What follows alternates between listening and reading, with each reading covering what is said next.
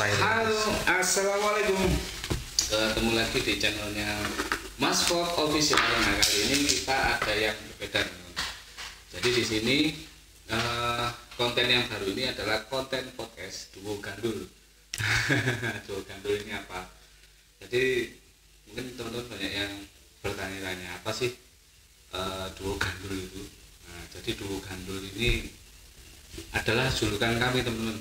Dijulukan saya ini Gandal dan di sebelah saya ini Gandul. Akhirnya kenalkan, kami Ganda Gandul. Ini podcast Gandal Gandul ini ceritanya. Nah, oke teman-teman, seperti yang sudah saya sampaikan kemarin, jadi saya sudah membuat thread atau postingan di wall saya pribadi atau di Facebooknya Bengkenation. Ini mengenai pertanyaan peternakan dan perikanan. Jadi sudah muncul beberapa pertanyaan yang sudah ditanyakan. Oke, ini langsung aja Pak. aja. Gimana? Oke, langsung aja teman-teman. Kita langsung ke ini ya, ke pertanyaan yang sudah masuk di Facebooknya Bengkenation Indonesia. Aku gak nyatet loh yo. Ini ada di sini. Pertanyaan pertama. Oke, ini perdana ini. Deg-degan ganci. Pertanyaannya juga ringan-ringan kok ini. Ya, gimana? Dari Om Dewa Narayana. Oh, beli dewa. Apakah intensitas sinar matahari yang terlalu kuat mempengaruhi pertumbuhan tanaman buah? Tabung lampot saya yang di rooftop pertumbuhannya agak lambat dibanding yang di halaman. Terima kasih Om. Monggo, Mas Wahyu. Oh Mas Gandul. Oh Mas Gandul. Kok enak nama asli di sini. Ada nama asli di sini. Ada nama asli. Enggak palsu semua. Ini palsu. Ini palsu. Di rooftop medianya apa beli? Jadi, nah ini strategi ini. Dia tanya, kita tanya balik. Ya nggak perlu sampai di sini. Iya. Cek bawa ya. Biar panjang. Oke. Satu kalau di rooftop media apalagi di tabu lampot kan terbatas. Nah, kemudian intensitas penyiramannya tidak diimbangi dengan evaporasi penguapan karena panas, ya otomatis pasti mengganggu pertumbuhan. Tapi kalau diimbangi misal dengan drenching atau kocor atau irigasi tetes, fine aja. Di Bali mungkin lebih panas dibandingkan di Malang, tapi yang menjadi fokusnya kenapa kok buah itu di atas, tergantung buahnya. Kalau ini buah ini jangan sampai ini ya teman-teman, jangan sampai punya pikiran yang aneh masalah buah ini. Ini buah beneran. Buah. Ini buah beneran. Ini buah beneran. Jangkrik. Ya beginilah. Jadi biar tak sepadan. Jadi jangan berpikir buah ini buah yang aneh-aneh. Lanjut. Intensitas penyiraman pada saat musim hujan dan musim panas harus dibedakan. Kalau musim hujan kita hanya melakukan foliar feeding, spray cukup karena dibantu penyiraman di medianya dengan air hujan. Tapi kalau pada saat musim kering tidak cukup, harus dibantu dengan drenching. Bisa jadi sehari 2 kali. Itu kalau medianya kering banget. Media itu untuk tanaman-tanaman buah rata-rata memerlukan kadar air sekitar 50-60% atau kapasitas lapang beli. Nah itu medianya tinggal dicek aja. Kalau kita mau pengen tahu, kalau pakai alat malah bagus, tapi biasanya Duo Gandul ini enggak pernah pakai alat. Orang kita ngecek pH aja dengan tangan kok. Nah ini 8,5. Diceknya ternyata bener. Nah ini jadi masukin jari ini terus sekitar 3 ruas ya, 1 jari masukin. Kalau masih terasa di ujung jari kita ini masih basah, nah itu cukup. Tapi kalau sudah terasa kering, nah solusinya medianya ini sampean gemburkan dulu, terus baru di drenching, dikocor. Komposti masuk terus beli, karena komposti ini di situ ada bahan-bahan organik dari Titonia, Kipait, terus dari vermikompos, kascing, itu mampu mengikat mineral-mineral yang ada di dalam media, sehingga mampu menahan air lebih lama di dalam media. Wah, cakep. Wes. Oh, sudah. Tambahin, kasih. Jadi itu beli Dewa Narayana. Jadi seperti yang diutarakan sama Mas Gandul, Gandul ini. Jadi seperti itu, dilakukan penggemburan ya. Di finalnya dilakukan penggemburan, terus drenching, itu sangat berpengaruh nantinya. Begitu beli. Nah nanti kalau ada beli Dewa Narayana ini, kalau masih belum puas dengan jawaban kita, bikin pertanyaan lagi, nanti saya buatkan thread lagi di grupnya Bunkenation Indonesia. Ojo angel-angel yo, iki sik kaitan rek. Angel-angel pemanasan iki. Sing biasa-biasa ngono. Nah, terus ini, jadi ada lagi dari Om Santoso. Ini mengenai perkebunan. Jadi untuk perkebunan karet itu agar meningkatkan hasil kualitas latek serta tanaman tahan terhadap serangan jamur. Nah ini kalau tanaman keras ini wis hubungannya sama Mas Gandul. Kalau saya mumet, saya kalau tanaman keras, saya itu tanaman lunak. Karena saya hobi saya itu yang lunak-lunak. Kelakuan. Atasannya wedi ulere gak gelem gak dijalu. Yang penting kebun wae ya Allah. Jadi saya itu lebih seneng yang lunak-lunak, bukan yang keras-keras itu, enggak, yang lunak-lunak. Monggo untuk meningkatkan hasil kualitas. Sik talare, aku wis dandan ganteng. Sumpah. Jenenge Gandul. Aduh. Oke. Tergantung usia. Pertama, ketika usia puncak produktif secara alami, karet ini mampu produktivitas lateknya itu memang secara alami bisa tinggi. Jenis juga itu pengaruh. Terus yang berikutnya, pola pemupukan. Nah, kalau pola pemupukannya ini sesuai dengan yang dianjurkan oleh perusahaan, nah itu saya kira itu akan hasil produksi itu dengan sendirinya itu sudah sesuai, worth it, balance. Nah, yang ketiga pengaruhnya tanah. Nah, pertanyaannya pertanyaan dijawab dengan pertanyaan lagi. pH-nya piye, bagaimana, bahan organiknya bagaimana, KTK-nya bagaimana. Nah, kalau kita balik iki ancene gayane konsultan iki ngono iku. Kalau masuk ke kebun itu pertanyaan, mereka belum tanya, saya pasti tanya, Pak, data kebunmu bagaimana, supaya enggak ditanya dulu. Begitu mereka keluarkan itu baru saya jawab.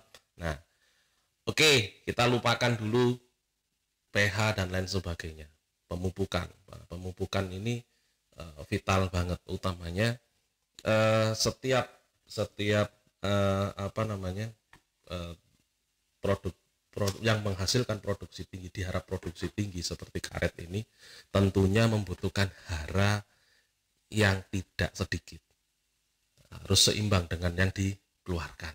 Nah, seimbangnya nutrisi ini akan kelihatan dengan produktivitas.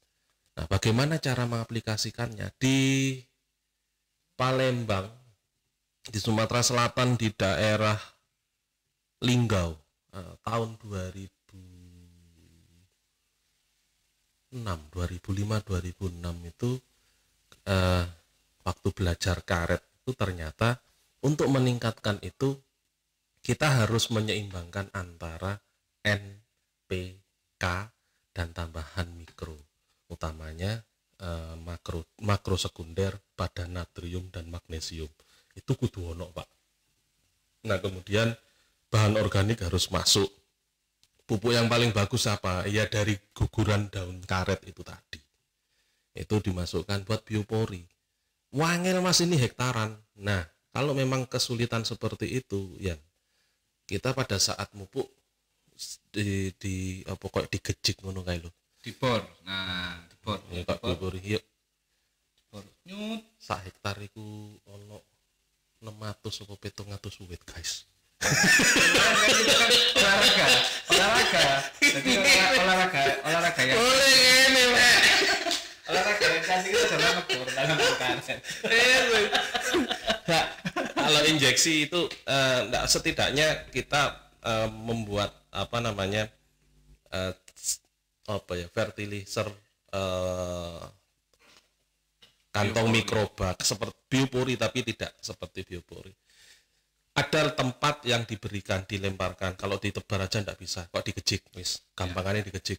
Nah, itu ditutup, nutupnya dengan arang, abu, dan kompos. Nah, kompos yang paling bagus dari apa ya? Dari guguran daun karet. Daun karet itu sendiri. Itu enggak bisa langsung diaplikasikan langsung besok tiba-tiba ningkat. Bus, nggih mboten saged. Bertahap.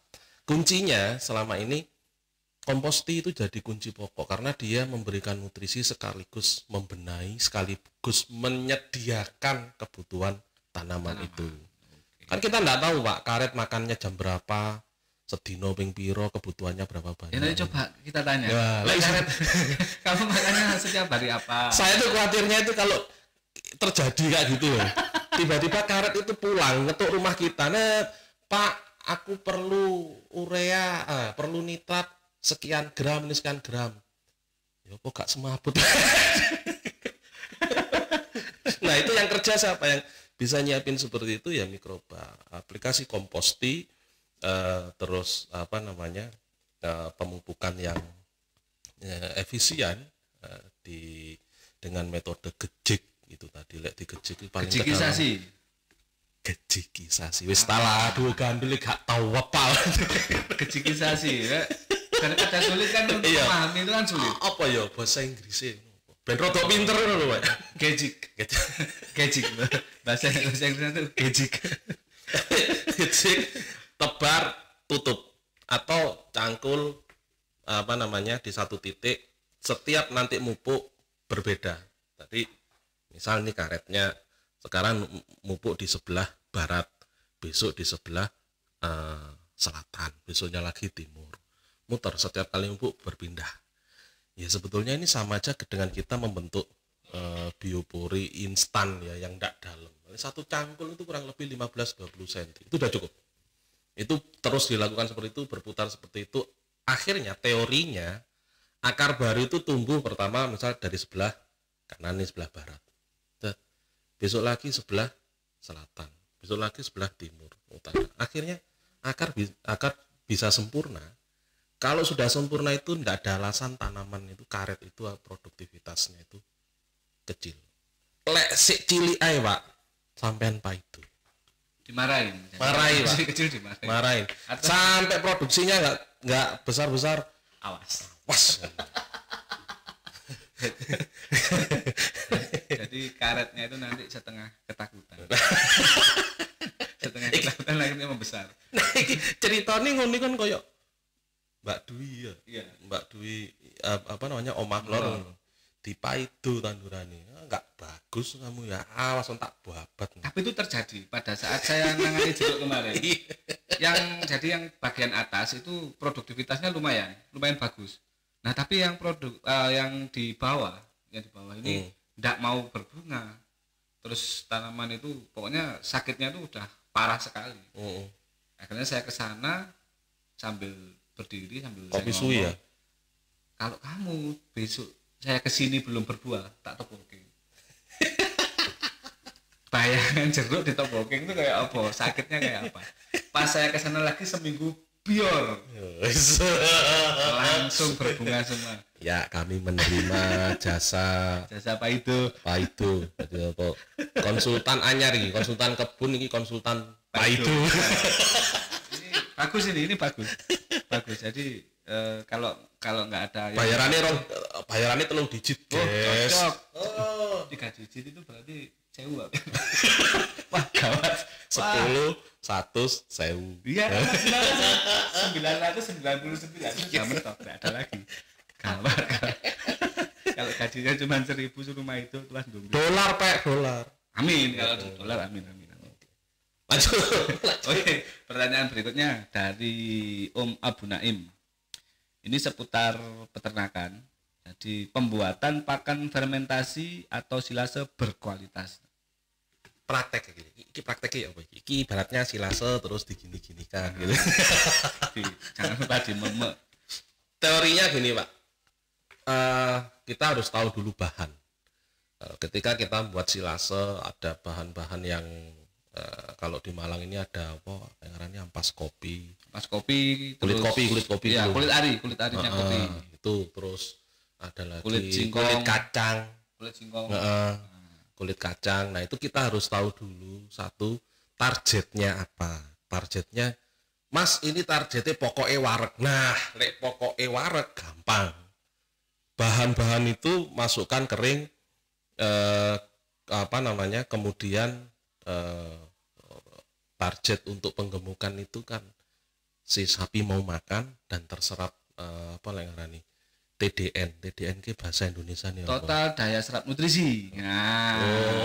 Ono bahasa Indonesia saiki. Nutrition. Iya. Nah, itu total serapan nutrisinya ini dia meningkat, itu akhirnya bahan pakan yang nutrisinya rendah menjadi tinggi, diserap banyak yang terserap menjadi daging daripada yang kebuang. Yang kebuang hanya kotoran, hanya ampas saja, nutrisinya terserap. Kalau seperti itu mudah. Saya pernah share kok itu probiotik untuk ternak. Kalau belum pernah, saya lupa, engkau tak share mana guys. Naikkan dulu Ganeshen saja. Cocok. Ini itu kuncinya metode peragian menggunakan asam laktat sama yeast dan Saccharomyces. Nah, itu kita campur bahan, ya paling sempurna bahan itu partikelnya diperkecil, dicacah dulu. Contoh jerami, misal jerami padi ya. Pokoknya godong-godong garing gitu kan. Nah, itu dicacah, dicoper. Nah, probiotik tadi ini ditambahkan sedikit molasses atau gula merah. Nah, ini kok mesti orang takok, loh, Bun Ganeshen kok nggawe gula. Banter kan disesuaikan dengan kondisi. Lah yo iku kebutuhannya. Nah, setelah di mix campur dengan probiotiknya tadi, nanti aturan dosisnya insya Allah ada di ini ya. Tak share-nya lagi itu nanti. Itu kita pakai metode anaerob. Nah, metode anaerob masuk biasanya itu kalau teman-teman tuh buatnya di drum biru, masuk terus tutup plastik, harus tutup merah enggak boleh. Kalau merah enggak ada merahnya hati, kalau biru itu birunya cinta. Tapi kan bukan birunya hati. Bisa, tapi kan bukan birunya hati. Birunya hati membiru. Kampret. Sakit liver. Iya, Pak. Nah, itu nanti proses anaerob biasanya terjadi proses itu 3-7 hari. Tergantung bahan, tergantung kondisi lingkungan. Kalau di dataran tinggi, batu, pujon, dia lebih lama karena lingkungan yang dingin ini mempengaruhi lama cepatnya proses. Nah, kalau kita di Malang atau di dataran yang lebih rendah daripada 400 mdpl biasanya lebih cepat, bisa 3 hari, bisa 5 hari, bisa kurang bahkan. Nah, itu campur rata, anaerob, cek, buka. Nanti setelah 3 hari dibuka, kita baunya ini wangi, harum atau busuk. Kalau baunya ini wangi, jadi tinggal kita tes ke ternak. Ini untuk ternak ruminansia loh Pak ya, bukan untuk unggas. Moro dikekno PT. Kok enggak mau makan Pak? Sejak kapan ayam makan jerami? Yang saya takutkan itu gini, nanti begitu dikasihkan ke ayam, bulunya berubah. Bulunya itu berubah jadi bulu sapi kan, bulu kambing. Ini ayam berbulu domba jadi. Ayam berbulu sapi. Berkulit sapi, ya Allah, ya Allah. Jadi gitu Mas Abu Naim. Nanti rumus probiotiknya itu apa aja? Biasanya sih, kalau saya lebih suka dengan probiotik jenis-jenis dari apa itu cap minimarket. Oh yang kaole cap Maret itu loh, yang di pinggir jalan, yang gambarnya lebah. bisa yang Satunya tuh bu sing abang ku iku karo aku. pokoknya itulah Maret itulah pokoknya. Apla apa ngono iku lho. Apla.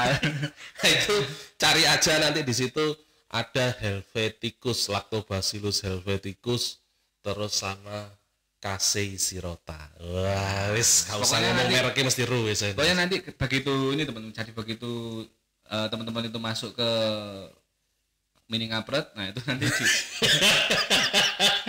nanti nggak dilihat aja kemasannya, itu ada tulisannya. Jadi oh ini mengandung bakteri Helveticus, terus ya Casei sirota dan lain sebagainya. Nanti tinggal setelah dari situ ke toko kelontong. Apa? Betul kelontong. Golek ragi, Pak. Jadi oh iya, betul. Ragi tape itu nanti itu sama Saccharomyces apa iku? Permipan apa ya, yang buat itu loh teman-teman, kue roti. Buat roti, biasanya buat roti. Suket tecek mumbluk. Ya mumbluk kayak kita berdua ini terkenal agak mumbluk ini. Ya karena rajin mengkonsumsi itu. Golongan one pack ya segini. One pack. Itu malah gunain. Prosesnya anaerobik wajib. Bahannya apa? Targetnya apa? Kalau untuk ke susu lagi. Ke sapi penggemukan, kereman oke. Tapi kalau ke sapi perah itu prosesnya beda lagi, karena nanti overweight akhirnya mager, sudah enggak bisa, laktasi turun, dia juga enggak birahi, itu yang gawat itu. Wis kayak sok kawin maneh, Pak. Saken. Kasihan. Saya untuk kawin lagi itu juga jangan dibahas di sini lah. Gawat. Ada cita-cita, Pak. Janganlah, gawat lah. Jangan dibahas di sini. Di lain kesempatan saja. Oke, lanjut. Om Abu Naim, jadi sudah terjawab pertanyaannya jenengan. Nanti kalau masih ada yang bingung, tanya lagi, jangan khawatir.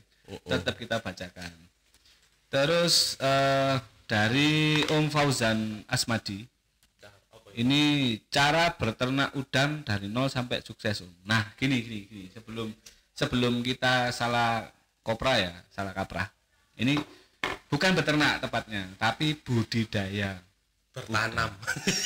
Bercocok tanam udang. Maksudnya enggak mungkin. Padha kaya wong Blitar lho, nandur iwak. Oh iya, nandur iwak. Jadi bukan beternak, tapi budidaya udang. Nah, kalau budidaya udang ini nanti kita buatkan ini aja, kita buatkan trik sendiri, karena untuk udang ini panjang sekali.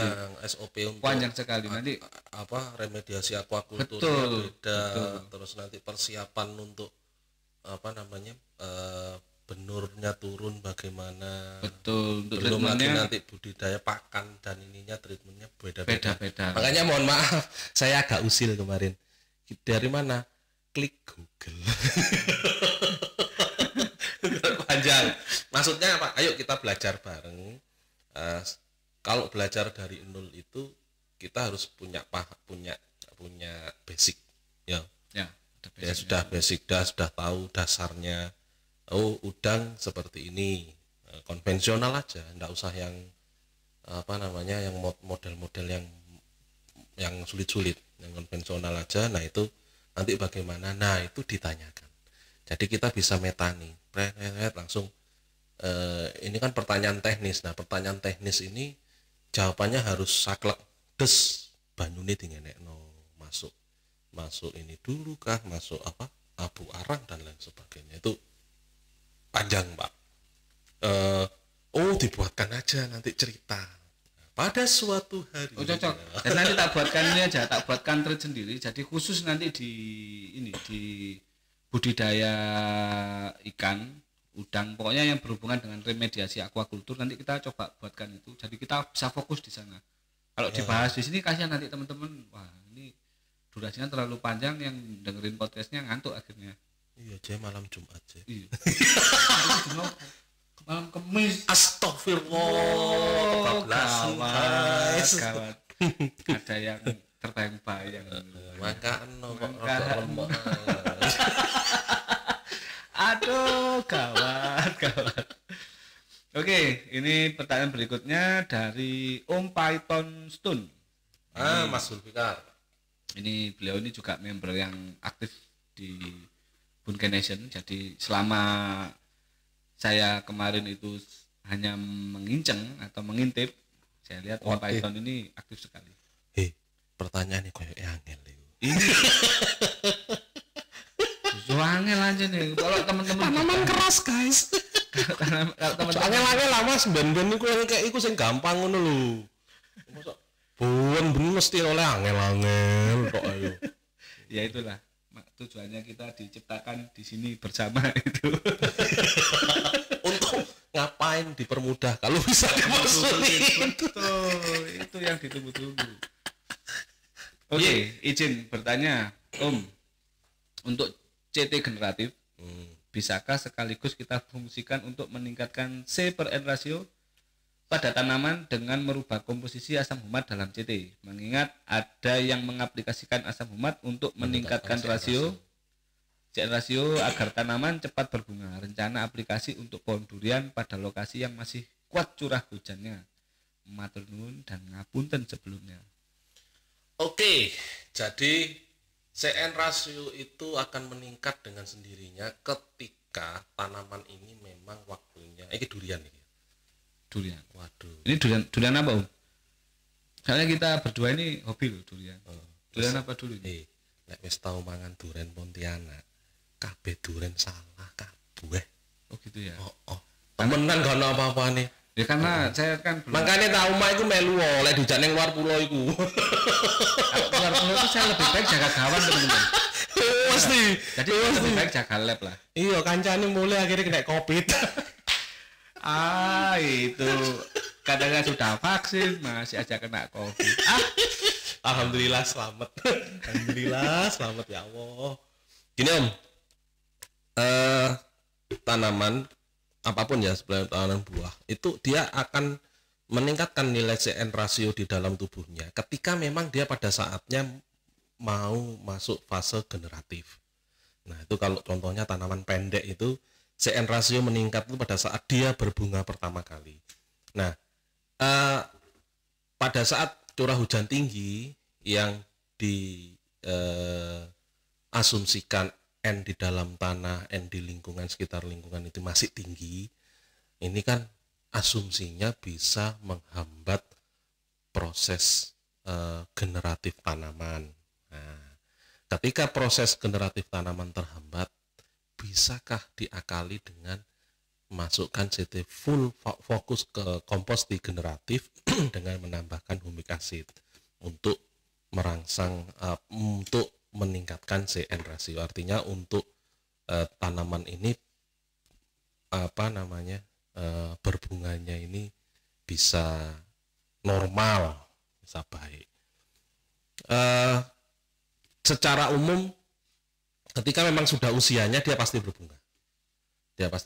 Ada memang teman-teman sing seperti Bang Ago Hendra, assalamualaikum Bang Ago, itu keren itu. Salam satu jiwa. Itu beliau itu nandur apa kayak bawor apa ya itu ya, durian. Pokoknya kelasnya durian itu yang ditanam. Setahun berbunga. Terus bagaimana? Ya secara alami tanaman ini menunjukkan kalau vigornya ini sudah mampu, cuman nggak bisa dipaksa. Ya akhirnya gugur, Stres gugur, bunga. pasti gugur lagi. Nah itu sudah memang faktor usia. Tapi kalau dia ini usianya sudah mencukupi, vigornya sudah bagus, batangnya besar, terus tampilan daunnya sempurna, insya Allah dia akan ndak akan terpengaruh dengan meskipun musim hujan. Mungkin terpengaruhnya hanya pada saat rontok daun itu bukan hanya dikarenakan over N atau overwatering, tapi juga defisiensi apa biasanya. Misalnya NPK sudah kecukupi ya, makro primary, sekundernya itu yang sering natrium, magnesium, terus sulfur. Yang sering itu malah ke ini sulfurnya ini. Ya, sulfur sama natrium yang sering masuk. Yang sering kelolosan itu biasanya Ya, kalsium. Nah, ya kok kalsium enggak masuk, ya otomatis pasti pada saat proses penyerbukan rontok. Tangkainya kecil. Dia enggak kuat untuk nyangga mahkota bunganya itu tadi. Ya, secara logika pasti rontok. Nah, ini artinya kuatin nutrisinya sesuai kebutuhan durian. Kalau kita sudah mempersiapkan durian, insya Allah rodok saklek ilmu nih. betul. Jadi Nggak bisa dianggap sepele. pada saat bulan-bulan mulai iki koyo sakit singkate ini berbuah ini sudah Ya, jadi mulai belajar. dia waktu mupuknya itu bulan berapa tepat, meskipun musim hujan itu bagaimana ngatasinya, tinggal kita Bunkenesen kan sudah membekali. Ketika overwatering, aplikasikan abu dapur.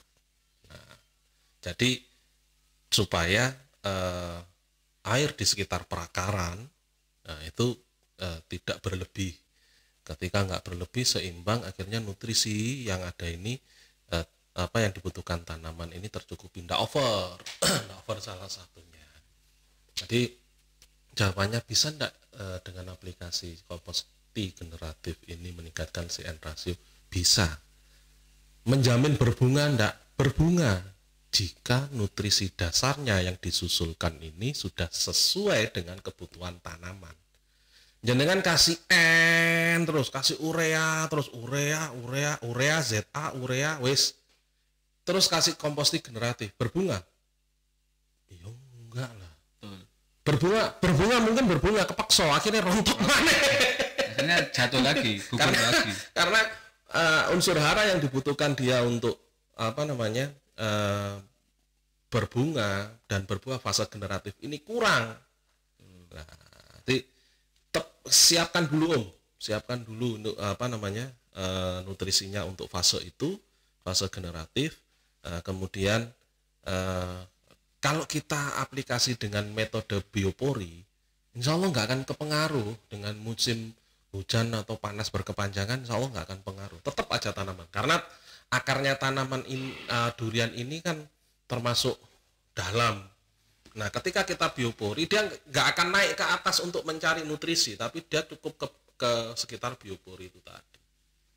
Jadi jawabannya bisa, tapi sesuaikan dengan vigor usia tanaman, vigor tanaman, dan nutrisi yang dibutuhkan untuk fase generatif. Karena meningkatnya CN rasio ini berhubungan dengan banyaknya mineral tanah yang diserap oleh tanaman. Lah, lek mineral, nutrisi ini kurang, ya nggak iso munda. Pucuk mati nanti malah kalau dipaksa. Ya. Oke, Om Pythonstone mungkin kalau masih ada yang belum ini masih kurang lego jawabannya, bikin pertanyaan lagi Om, nanti ketika saya buat country tanya lagi. Cek dowo Mas. Ini untuk menyingkal ya Allah kok menyingkat waktu, masuk waktu disingkal ini. Petani guys, petani. Iya. Monggo. Salam dari dia. Terus pertanyaan berikutnya ini dari Om Iwan Ibul ini. Waduh, Bang Iwan. Aduh, piye kabar guys? Apa kabar nih? Yang ini kayaknya budidaya paha ayam ini. Kalau saya lihat postingannya itu tanamannya itu meletus-meletus. Keren ya. Mikirnya lebih Wangi keren. nanam paha ayam ini. Nah, Oke, pertanyaannya, apakah isolat atau penjinakan bakteri PGPR selain perakaran bambu bisa dicampur macam-macam perakaran dalam satu kali pembuatan yang Mas buat penjelasannya waktu itu di YouTube-nya saya, di YouTube-nya Mas Fok. Misalnya perakaran pohon pisang, kipait, putri malu, akar pakis dan lain-lain, karena saya biasa mencampur tanah perakaran tersebut waktu pembuatan CT. Apakah mikrobanya akan akur dengan mikroba yang ada di bungkai Mas? Nah, ini jawaban. ini sedikit saya jawab yang sering ini ya, yang sering saya lakukan. Jadi isolat penjinakan ini sebenarnya nanti bakteri ini kan ada beberapa fase. Nah, kalau yang pas kita dapat kan namanya di tanah kan kita enggak tahu bakteri ini posisinya seperti dialek apa stasioner apa wis mati. Dari mana? Betul, enggak apa-apa sebenarnya, campur aja. Toh kalau memang jenengan itu campur dengan akarnya pisang, akar kipait, putri malu, enggak ada masalah. Toh ada metode yang mempelajari itu juga, dan kebetulan teman-teman di luar sana yang sukses juga banyak. Ketika dengan metode yang lain digabung dengan metodenya Bungkai ini tidak ada masalah, malah lebih bagus, keluar semua nanti itu. Nah, nanti kalau masalah akur, ya sebenarnya mikroba itu akur-akur aja. Sama kayak kita berdua ini, pokok ono rokok ono kopi ini akur wis. Akur, karena berhubung ini tidak ada kopinya, tidak akur jadinya. Ini kan teh ini. Ya Allah. Nggak akur jadinya. Jadi gitu. Habis ini kita ngopi-ngopi guys. Oh, siap. Anaknya ditilap loh di sini. Siap. Oke, jadi gitu Om Iwan. Tidak ada masalah, campur aja. Toh nanti dia akan seleksi sendiri di dalam tanah itu, dia akan seleksi sendiri. Jadi tidak ada nanti berantem itu pasti, tapi nanti habis berantem salaman lagi. Ternyata pernah saya nyoba itu, saya mix semuanya, ketika saya kocorkan di perakaran. Ya bagus. Dalam waktu 24 jam antara yang dikocor sama yang enggak itu beda. Selisihnya jauh. Gemburnya beda. Jadi yang satu ini tak korek ini, kok gembur sekali, yang sebelahnya yang enggak dikocor itu keras malahan. Jadi enggak apa-apa. Untuk kesimpulannya campur aja enggak ada masalah. Justru akan menambah kualitas dari PGPR-nya jenengan. Hajar aja Bang. Kalau saran kami sih hajar aja. Ya memang teknologi untuk eksplorasi mikroba itu sebetulnya tidak semudah itu, tapi kami mensupport, mendukung supaya petani, teman-teman yang mau fokus di situ itu happy dulu. Mikroba ini kalau enggak happy kita kerjakan, enggak akan selesai, enggak akan ketemu. Kalau kita happy, ambil ini isolat metarisium dari bawah pohon pisang, dan diambil, ya ketemu bagus. Tapi kalau kita enggak happy, mau pisang Cavendish atau pisang raja apa enggak ketemu, betul. Jadi pasti ketemu. Memang bakteri yang penting kita harus seneng dulu, terus kita posisi ndak kejar target, misalnya aku ini harus buat ini dalam waktu ini, ndak, jalanin aja. Ya memang ada sih standar. Kalau standarnya Bungkai Nation memang kami memilih setelah memilih dari beberapa jenis tanah, beberapa jenis tanaman, kemudian kami isolasi sendiri, kami murnikan buffer, setelahnya di susun sesuai dengan kebutuhannya. Nah, itu memang kalau langkah-langkah yang kami lakukan, saya kira petani keberatan. Janganlah. Yang penting simpel aja, lakukan. Akar ambil di setiap perakaran. Sebetulnya bakteri atau mikroba itu PGPR itu di setiap perakaran, bukan hanya di khusus. Yang paling bagus bambu, belum tentu, karena di bambu itu ada Serratia varsensis. Betul. Jadi ada bakteri merah. Terus ada lagi di situ juga sarangnya Cercospora, sarangnya Buccinia lesa. Wah, itu saya sering belum positif semua itu, yang negatif juga banyak. Nah, artinya kalau kita mau ambil perakaran yang spesifik seperti itu, ya kita cari tanaman yang paling bagus, paling subur di tempat ini apa. Nah, itu akarnya pasti mikrobanya keren. Nah, itu cara simpelnya seperti itu untuk mendeteksi, ini ada mikrobanya yang bagus atau enggak. Itu sebenarnya dari tanaman yang tumbuh di atasnya itu kelihatan. Begitu tanamannya subur, ya pasti di bawahnya mikrobanya subur.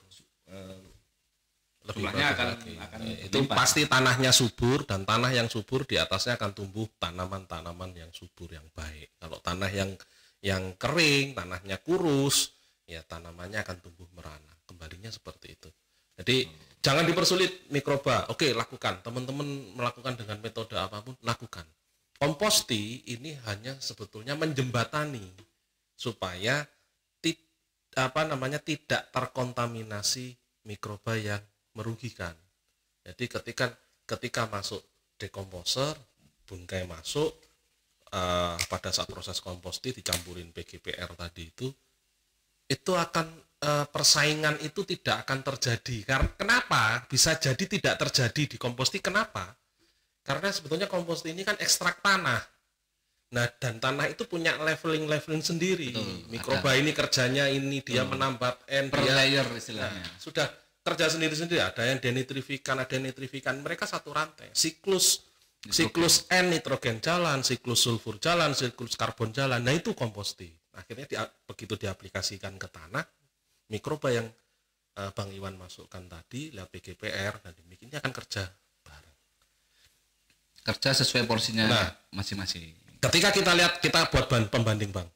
Yang satu tanpa itu, yang satu dengan campuran dan lain sebagainya, dilihat tanamannya.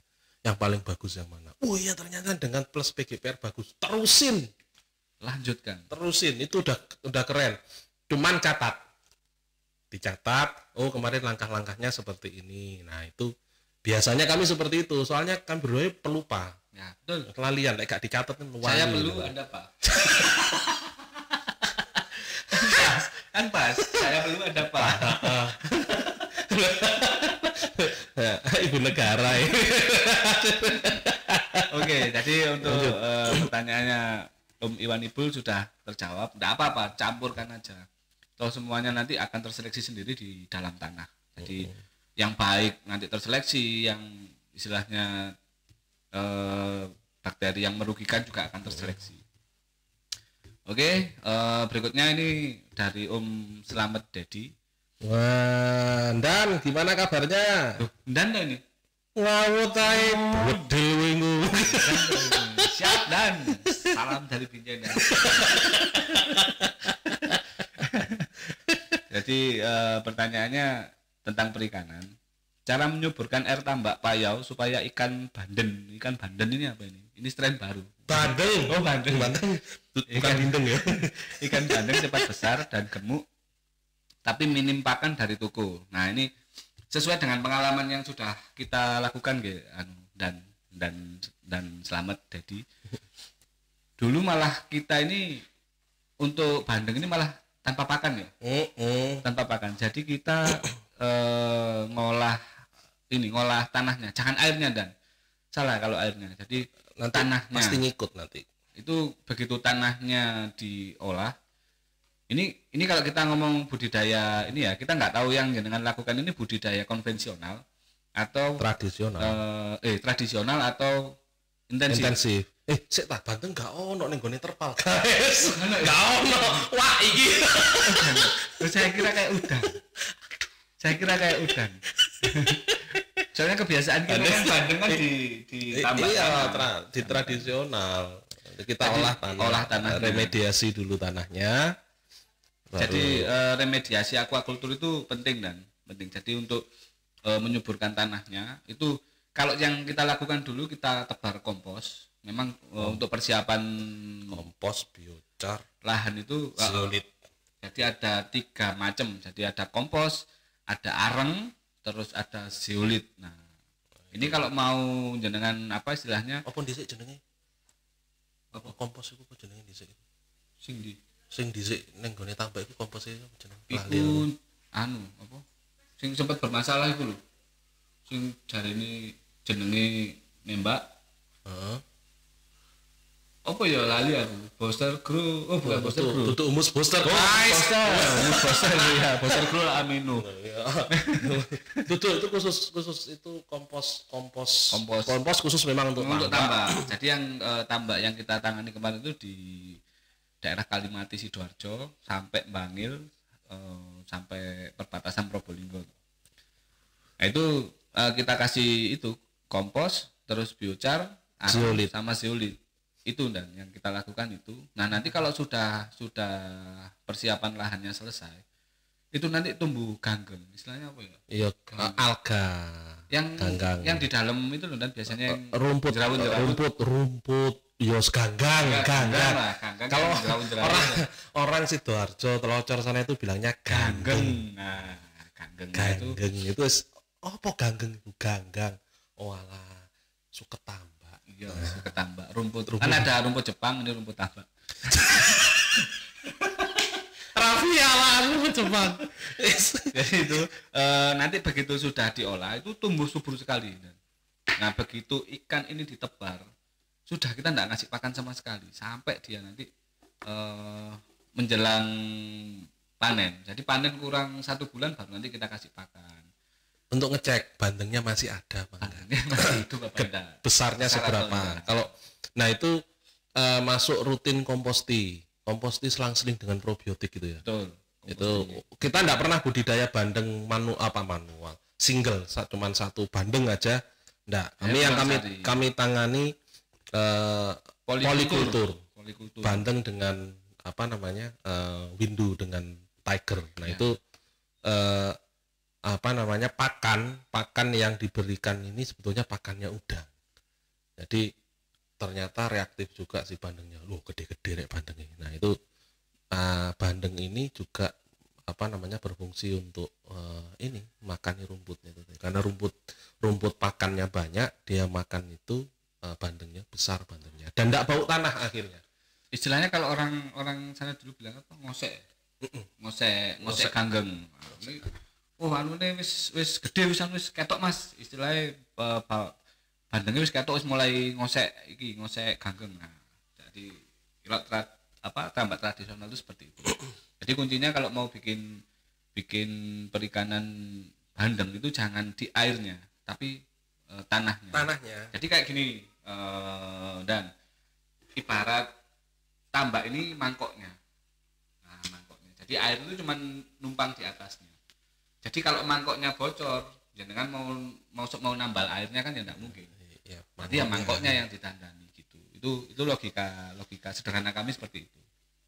Oke, mudah-mudahan dan bisa terjawab di pertanyaan. Nah, nanti kalau jenengan biasa kasih pakan bandeng, nah itu biasanya akan terjadi banyak perubahan ya. Bandengnya ini pertumbuhannya, percepatannya bagaimana, terus habis itu apa namanya? Dari waktu ketika panen itu lebih cepat dan FCR dan SR-nya juga akan baik. Nah, itu kalau biasanya kami aplikasi remediasi aquaculture itu di kolam tradisional dan kuncinya komposti. Komposti itu bukan hanya untuk pertanian, guys. Nah, peternakan dan perikanan iya. Jadi masuk ke air selang-seling dengan komposti probiotik. Wah, itu tahun biru ya Dewi. Itu kita 2015 7 tahun yang lalu komposti untuk ke tambak itu sudah. Oh, jauh sebelum itu untuk di Tarakan itu sudah tahun 2000. Tapi kompostinya kan versinya masih ya seperti itu. Belum yang sekarang. Ininya seadanya. Masih seadanya hasilnya, tapi alhamdulillah. Sekarang penyempurnaan itu. Jadi enak dulur-dulur tani kalau komposti tinggal. Itu saser kok. Apa rumus-rumusnya komposti probiotik bagaimana, komposti dekomposer bagaimana, nambahi apa di situ. Nah, itu kalau petambak biasanya mesti cedek karo rumput laut. Kalau enggak ada rumput laut ya ganggangnya itu tadi yang dijadikan komposti. Jadi kalau di sana ada waktunya. Jadi ketika bandeng ini mengalami penurunan konsumsi ganggeng. Nah, ini ganggeng ini diangkat. Nanti kita tumpuk di pinggir tambak itu biasanya kita kasih dekomposer. Ketika dia sudah jadi kompos kita masukkan lagi. Itu luar biasa. Percepatan pertumbuhan ganggengnya luar biasa. Pakan alaminya akhirnya si bandengnya makan lagi apa namanya lahap lagi, bagus lagi. Kalau tradisional seperti itu sih. Tinggal kalau pakan bandeng enggak pernah habis banyak kok ya.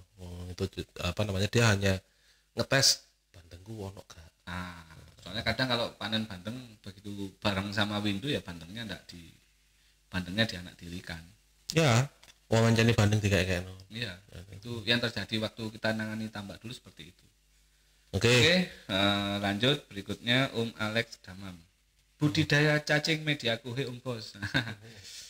Ini spesialis ini, kalau ini kerjaan saya setiap hari.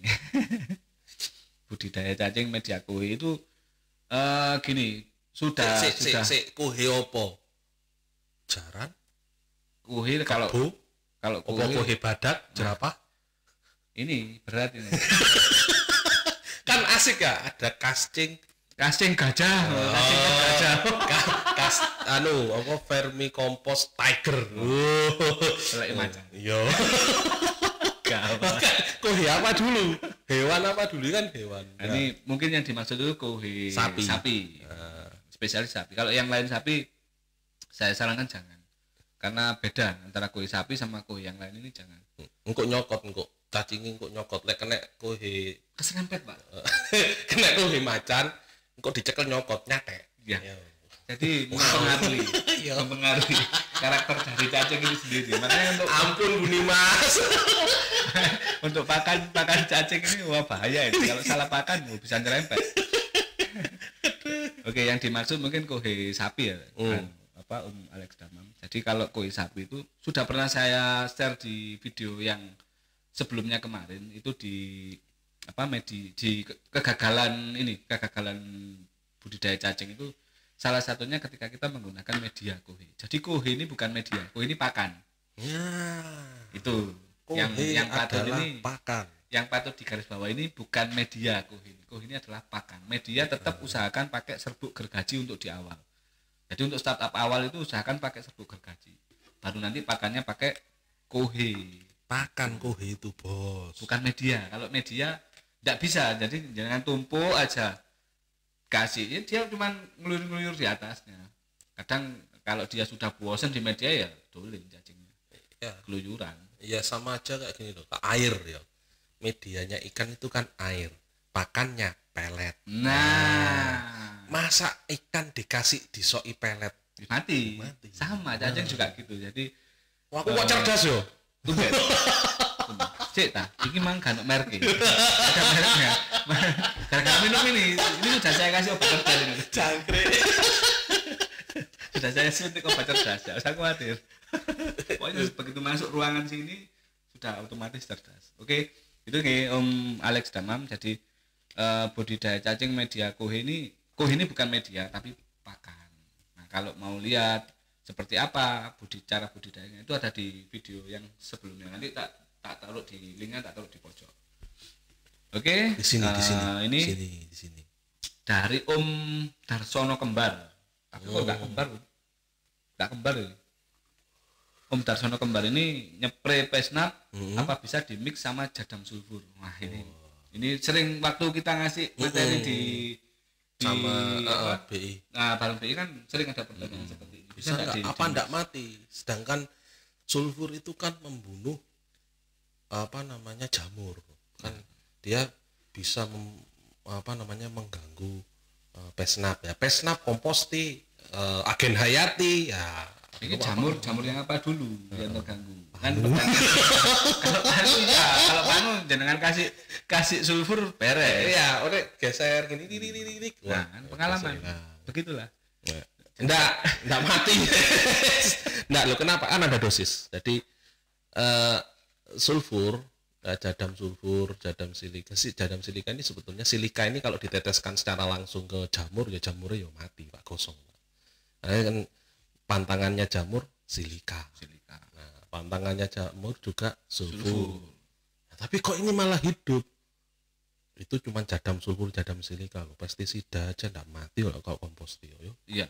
Kan kita sudah sempat kontroversi juga waktu kita pembuktian itu kan sempat memicu kontroversi. Masih ingat? Formulator sampai mekelutut. Lo kan ada dosis ya, kita tetesin dosis LD-nya berapa, 1 mili per liter. Oke, kita masukkan 1:10 komposti 100 mili di 1 liter tadi. Aduk, kita tetesin di preparat, kita cek di mikroskop. Mati? Enggak, Enggak mati kan? Hidup. Nah, aplikasi memang kenapa sih saran aplikasinya gabungin aja komposti, jadam silika, jadam sulfur, terus bahkan kalsium boron masuk spray supaya petani happy aplikasi dan tetap efektif. Loh, kenapa nggak mati? Alasannya sederhana, dosis. Kalau dosisnya jadam sulfur tadi 100% sampai tetesin komposti, ya mati. Tapi kalau ini cuman 5 mili per liter, nggak mati. Malah sulfur yang ada di situ itu akan diurai oleh mikroba di kompost ini sebagai nutrisinya. Kan tidak ada sulfur, itu ada natrium, ada mineral segala macam. Betul. Aman, Kang. Lanjutin aja. Ini kalau komposti lo ya, komposti terus ini masalah pesnap ini. Pesnapnya ini. Nah, ini bahannya apa dulu ini pesnap ini? Pesnapnya lek gula yo. Ya aman. Yo mati. Ayo aman kan? Maksudnya begitu disemprot kan enggak ada reaksinya. Aman jadinya. Ini. Tapi kalau saran saya, kalau dosis itu sih tidak akan mengganggu. Artinya coba aja dulu aplikasi yang sehari. Yang penting gini, teman-teman, kalau jadam sulfur ini jangan dicampur sama fungisida, gumpal nanti. Dan saya pengalaman dulu kristal, karena saya saya ini juga nggak tahu waktu itu, saya aplikasikan jadi jelly, teman-teman. Tidak bisa dispray, mampet guys. Kesuwen. Jadi yang aplikatornya, yang bagian aplikasi itu nangis. Itu sedang mas kok gini ya, kok semakin berat. Ternyata tak lihat, ternyata saya salah masukkan. Kena bahan aktif yang ngono. Akhirnya menggumpal jadi kayak jelly, persis kayak jelly. Nah kalau sudah seperti itu akhirnya ya terpaksa ganti nozzle. Ya. Dan kalau dia sudah kering mengkristal ya? Ya pasti. Kan bagus itu, nanti jadi fungisida. Iya. Jadi akhirnya ya beli sprayer lagi. Iya, wis omsete sprayer wis haram. Alhamdulillah. Sebetulnya enggak ada masalah kalau mau dimix dengan pesnap, dengan agen hayati, dengan komposting, enggak ada masalah. Hanya saja kalau kita ragu, diuji 1-2 tanam, amati 3 hari, daunnya ngelaras enggak. Kalau aplikasi jadam sulfur itu sebetulnya instan kok. Aplikasi sekarang besok udah kelihatan. Betul. Nah ini seperti sintetik, seperti kan ada yang mereknya cahaya guguk gitu. Terus kan ada yang fungisida mereknya cahaya guguk. Enggak tahu ya? Enggak tahu. Ada loh. Itu di jero dipakai loh. Cahaya guguk. Oh no. Kan enggak perlu nyebutkan merek. Ya. Oh iya. Jangkrik. Ya. Itu hanya orang-orang tertentu yang paham. Cahaya guguk. Buat merek bagus itu. Iya. Ya gak apa-apa. Mereknya apa? Obatnya cahaya guguk. Ya timbangannya rokok cap gobis ya. Ya, masuk lah. Gobisku sekate gede loh ya. Ada sampai bantalan gobis ya. Itu yang gawat. Sampai panen gobis nanti di luar prediksi. Prediksi kita 2 ton, ternyata panennya 4 ton. Nanti gak bantalan gobis nang kebalen. Ya apa Pak, lek gak gawe bantalan ya gak payu hari. Akhirnya kan soalnya dengi wis menangi bantalan berambangan sih. Bantalan berambangnya bantalan jeruk guys. Itu panennya luar biasa. Jadi di sana itu masih ada sekitar 10 ton, padahal jeruknya cuma 1.600 pohon. Wah, alhamdulillah. Target saya enggak muluk 10 kilo per pohon. Wes. Dengan usia tanaman jeruknya di atas 25 tahun. Oke. Alhamdulillah tercapai. Yang penting ya itu teman-teman. Rutin masukkan komposti aja. Jadi saya setiap seminggu sekali selalu masukkan komposti. Disiplin. Terus ini dari Om Wahyu Wibowo 2. Wah. Halo Cak, ya apa kabari? Cak, filmmu sih ono aja. Iya. Ini habis PB. PB ya.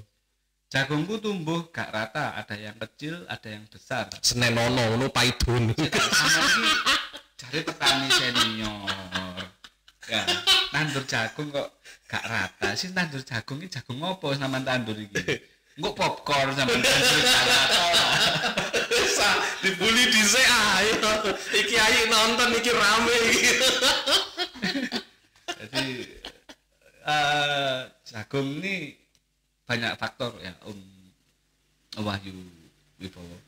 Jadi saya butuh data itu dengan dasarannya apa, terus jarak tanamnya berapa, varietasnya apa. Nah ini kalau jagungku tumbuh gak rata, ini yang ditanam ini jangan-jangan popcorn nanti. Popcorn dicampur Pak sampai P21. Kalau merek tit ya jagung sampai jagung gajah ini campur. Ya gak iso Mas kate roto gede cilik. Tapi iki wonge mesti buatin misu-misu jangkrik iki.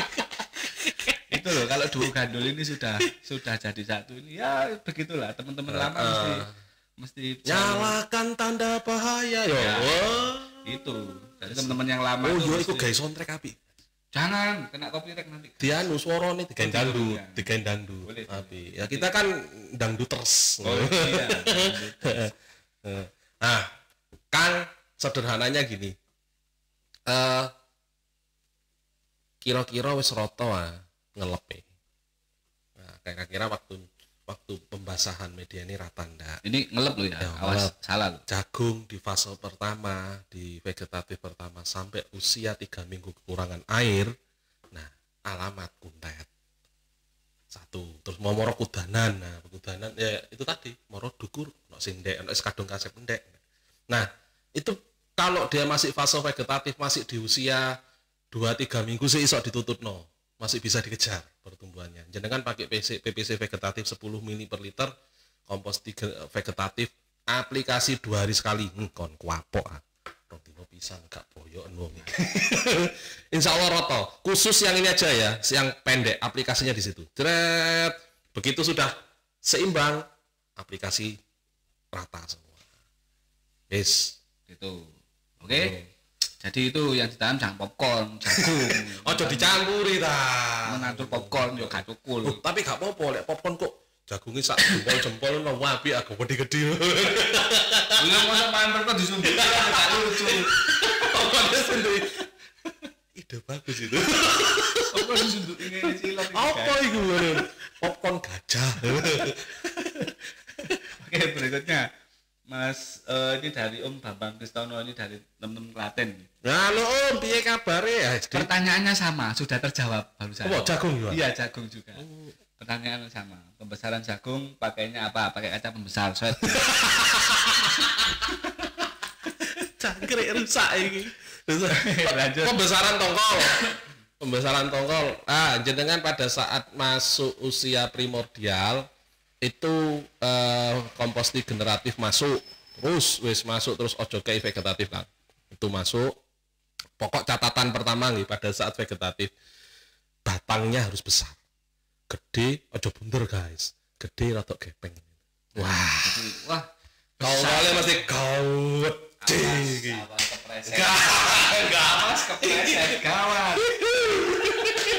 gawat Oke, jadi itu ya Om Bambang Kristono sudah terjawab sama Mas Wahyu. Kalau saya jawab pertanyaan jenengan pakai apa? Pakai kaca pembesar. Ini tadi senior ini. Terus waktu pada saat kunci dia pembesaran tongkol itu tadi di vegetatif itu nyambungkan. Jangan sampai dia telat air yang pertama vegetatif. Terus yang kedua vigor harus bagus, kudu gede, batangnya harus besar. Logikanya ketika jagung itu sak driji wite, ya gak mungkin tongkolnya gede sak mini abot cak. Nah, ya kayak kita itu loh, kalau kita segini kan ya, tongkolnya pasti besar. Gaplay. Ya tongkol. Ya lek wonge gede ngene iki rezeki nek gede. Amin. No. Wes. Jangan negatif thinking dulu. Selebo. Oke, pertanyaan terakhir ini. dari Om Arif Fatkul. Tips untuk meningkatkan ketahanan melon terhadap OPT terutama jamur. Jamur awal dulu. Biasanya embun dulu. Soalnya kadang ini di beberapa daerah yang masih kemarau ternyata